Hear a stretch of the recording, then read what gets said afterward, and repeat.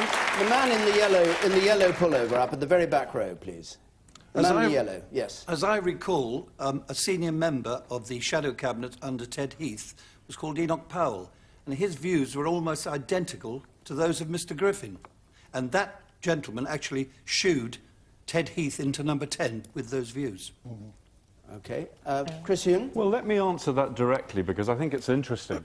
What we're dealing with here with Nick Griffin and the BNP is a politics which actually is as old as the hills. It's a politics of finding people to blame, to scapegoat. And that's exactly what Enoch Powell did in the Rivers of Blood speech. And I don't think he would recognise this country today. If you think that 1 in 2 of all Afro-Caribbean children under the age of 16 either have a white mother or a white father, that's how far this country has changed since Enoch Powell made that speech. We had this in the 1930s against the Jews, the 1960s against the blacks, and now Nick Griffin's playing the same old game, hatred and fear, peddling hatred and fear against a minority that actually has to defend itself. And I think that's outrageous. It's completely against the traditions of this country. And I think Churchill would frankly be rolling in his grave. There are 3 parties represented on this panel that can say something about Churchill's legacy. He was a Liberal for many years, he was a Conservative for many years, and of course he led a government that was composed of Labour ministers. But one thing he was never was actually a fascist. And what we have from Nick Griffin, and I would like his view, see whether he has been misquoted on this, because this was video footage. There's no question of him being misquoted. This is his technique. Perhaps one day, because he's going to try and be very moderate today, perhaps one day, once by being rather more subtle, we've got ourselves in a position where we control the British broadcasting media, then perhaps one day the British people might change their mind and say, yes, every last one must go, every single member of an ethnic minority. And this is the man who actually said, when we're thinking of Churchill and fighting fascism, yes, Adolf went a bit too far. Now, which bit too far, Nick Griffin, did Adolf Hitler go? Was it in gassing the Jews? Was it in bombing British cities, where he's now trying to get votes?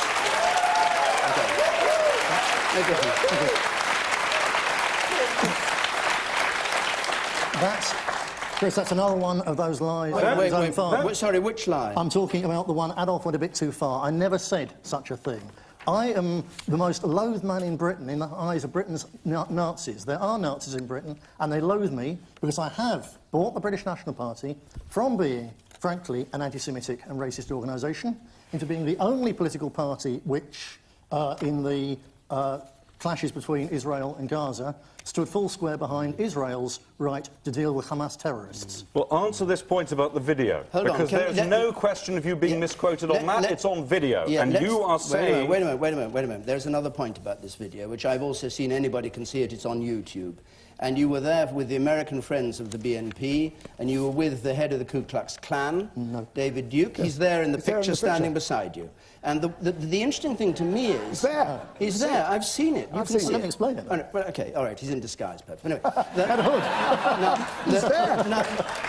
But this is the key point, and it goes to the heart of this programme tonight and of everything you've been saying and of what Chris Huhne has been saying about you changing the views of the BNP. What you actually said, as he quoted, is perhaps one day the British people might change their minds. And you went on, but if you put that, i.e. getting rid of all coloured people from Britain, as your sole aim to start with, you're going to get absolutely nowhere. So instead of talking about racial purity, we talk about identity. We use saleable words: freedom, security, identity, democracy. Nobody can come and attack you on those ideas. But the truth is, what you were saying there was, that's just the start of the story. And when we've won public support, then we can go to our proper agenda. Absolutely. I shared a platform with David Duke, who was once a leader of a Ku Klux Klan, always a totally non-violent one, incidentally. Duke...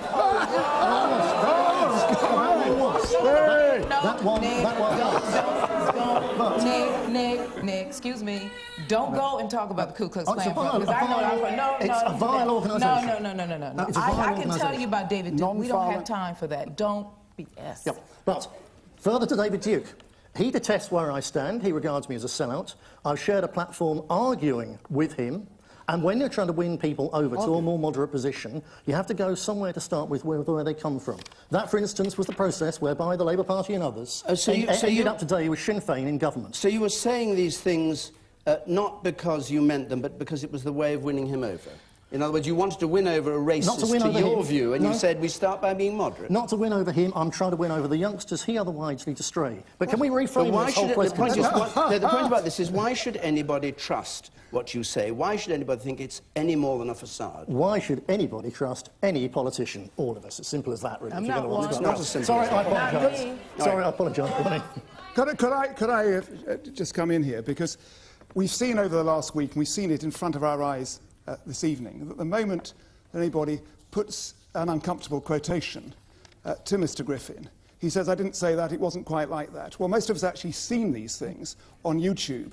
I saw Mr. Griffin saying this on YouTube out of it. Oh, he did say it. Oh, good. I did say out of his own mouth. But time and again, he wants to wriggle out of it. They've even published a manual. It's called the BNP Language and Concepts Discipline Manual, which starts off, rule one, the BNP is not a racist or racial party. Well, no other party has to say they're not a racist or racial party. Okay. Secondly, just 1 second, all right, don't hesitate to repudiate bad aspects of the BNP's past. And this, I tell you what this reminds me of.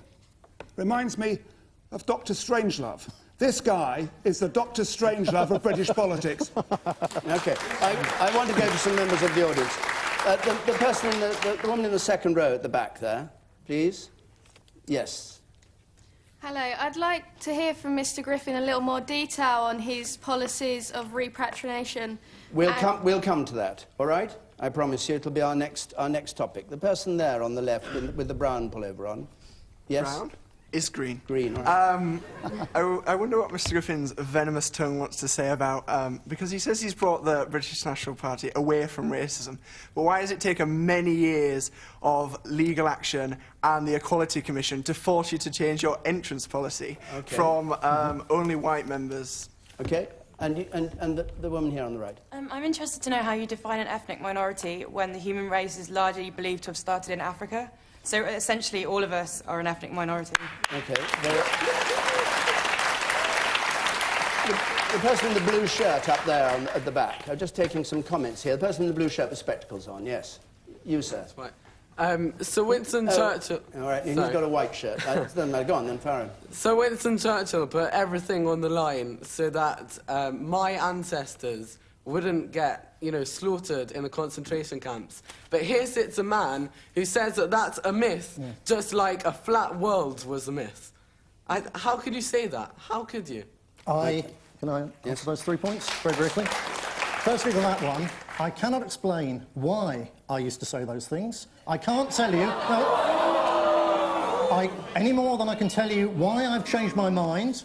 I can't tell you the extent to which I changed my mind, because European law... This is rubbish. Because European law prevents me from doing so. There is no law here that stops you explaining yourself. And we refused a European arrest warrant on precisely this from a country that does require Holocaust denial to be an offence, and we refused that. And as a Justice Minister, I promise you, if you want to explain why you don't believe it...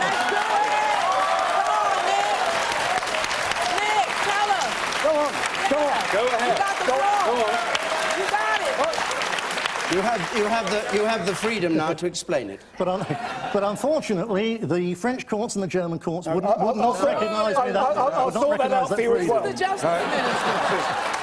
Hold on. Come on. I have a question. Have you actually changed your mind, or do you only say you've changed your mind because the law makes it illegal to be a Holocaust denier? I have changed my mind. A lot of it's about figures, and one of the key things. Yes. And one of the key things which makes me change my mind is British radio intercepts of German transmissions about the brutal mass murder of innocent Jews on the Eastern Front during anti-partisan warfare, which changes the figures very greatly. What about the Holocaust? Did that require some intercepts? Can I get back to one of the other points now? What about Auschwitz? Couldn't people see with their own eyes what happened in Auschwitz? You didn't need a subsequent radio intercept to find out that people were gassed at Auschwitz. Absolutely. Right. We're going to move. No, we're going to move on. No, I'm going to move on. We've spent a lot of 20 minutes on that first question. There are many, many other questions and many issues to be raised. Many of them centred inevitably on the BNP. And I want to take this one from Tariq Ali, please.